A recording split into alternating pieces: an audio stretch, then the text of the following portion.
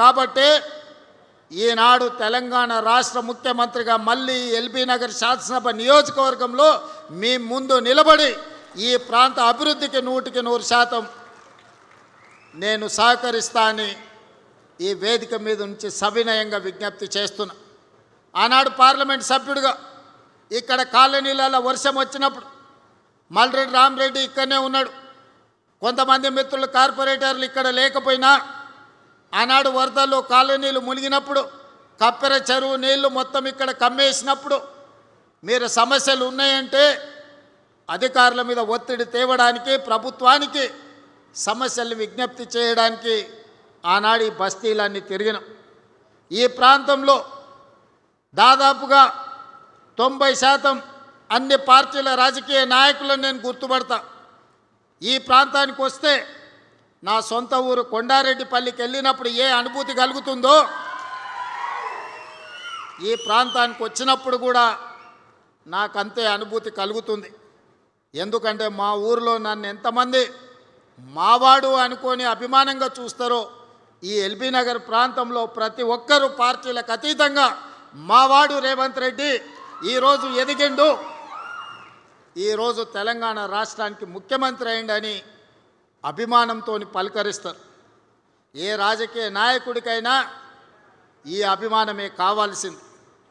ఆ అభిమానమే ఈనాడు ఇక్కడ నన్ను నిలబెట్టింది.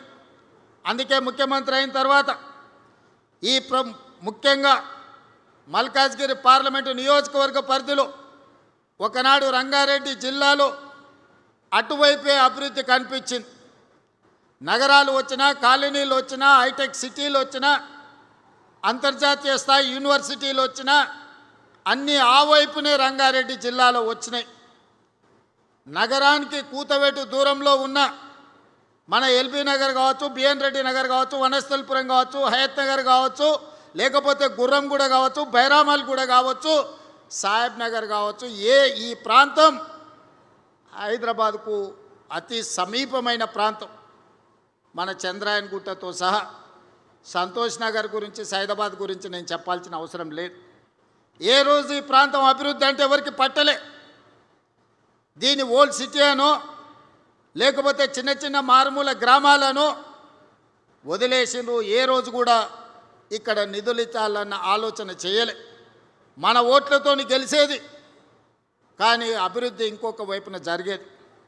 అందుకే నేను ఆలోచన చేసి రంగారెడ్డి జిల్లాలో ఈ వైపున ఏ అవసరమున్నా చెయ్యాలని కొత్తపేట ఫ్రూట్ మార్కెట్ తరలిస్తే కూడా ఆ ఫ్రూట్ మార్కెట్ వెనకాల కూడా కొత్తగా షెడ్లు వేస్తే అవినీతితో కూడుకున్న షెడ్లు ఆనాడు గాలి దుమారానికి ఆ రేకులు పోయి వందలాది మంది కాళ్ళు చేతులు తెగినాయి.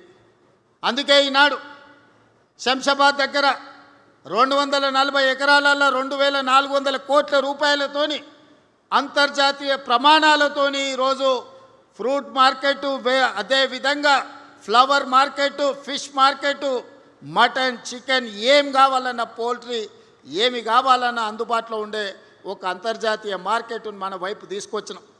ఇవాళ ఇక్కడ కూడా ఈ స్థలాన్ని కబ్జా పెట్టుకోవాలని కొంతమంది ఇది ప్రైవేట్ భూమిగా దీన్ని చిత్రీకరించి అధికారులను కొందరిని అనుకూలంగా మార్చుకొని కొన్ని కోర్టుల్లో తీర్పులు తెచ్చుకొని ఈ ప్రాంతాన్ని లేఅవుట్లు చేసి ఎకరాలను గజాలుగా మార్చి అమ్ముకోవాలని ప్రయత్నం చేసింది.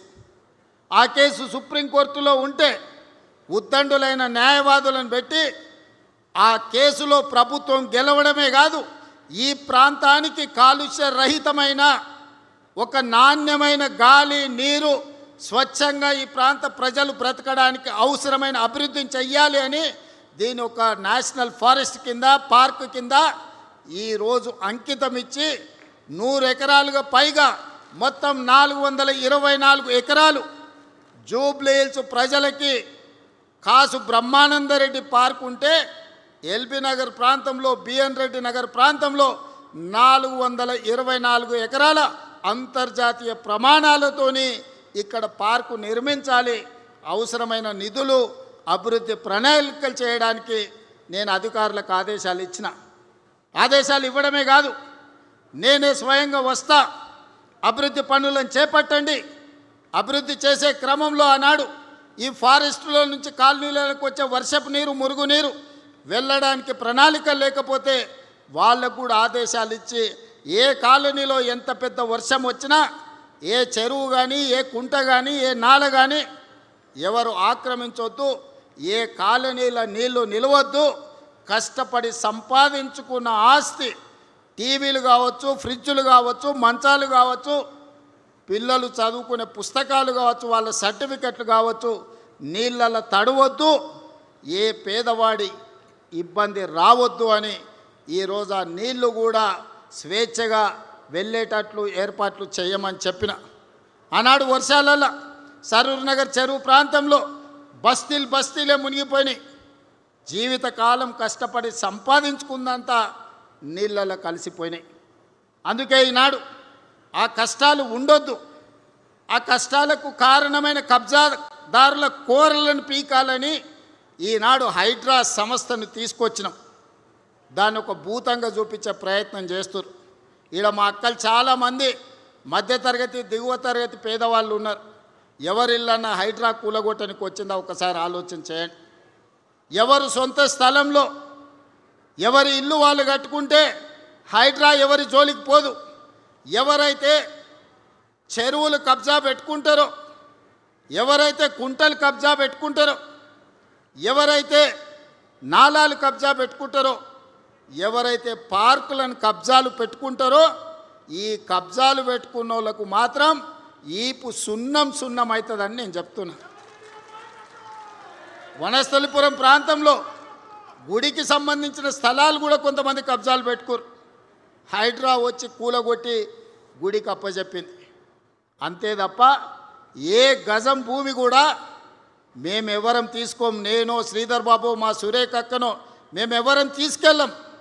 ప్రజలకు ఉపయోగపడే విధంగా పార్కులకు అభివృద్ధి చేసి, గుడులు అభివృద్ధి చేసి, నీళ్లు నిలవడానికి ఒక అవకాశం ఇస్తే నీళ్ళు ఎక్కడైతే ఉంటాయో మనం ఆ నీళ్ళ స్థావరాలను కబ్జా పెట్టుకుంటే వెళ్ళడానికి దారి దొరక్క ఆ నీళ్లు మన ఇళ్ళను కబ్జా పెట్టుకుంటున్నాయి. మన బస్తీలకు నీళ్ళు ఎందుకు వస్తున్నాయి? చెరువులు, కుంటలు మనం ఆక్రమించుకుంటే వాన వచ్చినప్పుడు ఆ నీళ్లు మన బస్తీలు ఆక్రమించుకుంటున్నాయి. కొద్దిమంది కబ్జా చేసుకుంటే వేలాది కుటుంబాలు ఈరోజు నష్టాన్ని భరించాల్సి వస్తున్నాయి, కష్టాలను ఎదుర్కోవాల్సి వస్తున్నాయి. ఈనాడు మన సమస్యకు, మన బస్తీలు నీళ్ళలో మునగడానికి, మన కాలనీలలో నీళ్లు అట్లనే ఉండడానికి కారణం కొంతమంది కబ్జా రాయిలు కబ్జా పెట్టుకోవడమే. ఆ కబ్జాలు పెట్టేటోళ్ళు ఎవరైనా సరే, ఎంత వారైనా సరే ఈ ప్రభుత్వం వదలదు అని చెప్పి ఈనాడు నేను స్పష్టంగా చెప్పదలుచుకున్నా. అదేవిధంగా ఈనాడు ఢిల్లీ నగరం చూసినాం, ముంబై చూసినాం, బెంగళూరు చూసినాం. ఢిల్లీలో దేశ ప్రధానమంత్రి నరేంద్ర మోడీ ఉంటాడు, భారతదేశ రాష్ట్రపతి అక్కడనే ఉంటారు, సుప్రీంకోర్టు చీఫ్ జస్టిస్ అక్కడనే ఉంటాడు. పెద్ద పెద్ద యూనివర్సిటీలు కోట్లాది రూపాయలు సంపాదించిన పెట్టుబడిదారులు ఢిల్లీలోనే ఉంటారు.